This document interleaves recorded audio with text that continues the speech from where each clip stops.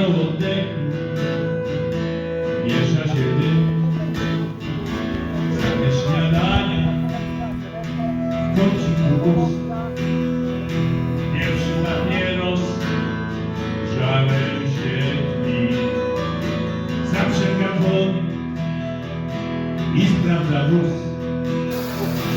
Za chwilę drodze przez las szum.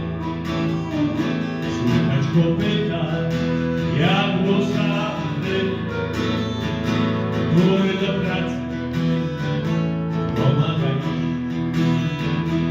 Mijają barak, dzieciak mały, piła, paliwo, narzędzista.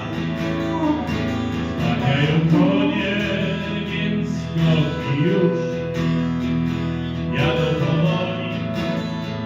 Poranny chór, czasami w górę, a czasem w dół. Kilka potoków prosto przez bruk, aż w końcu dotrą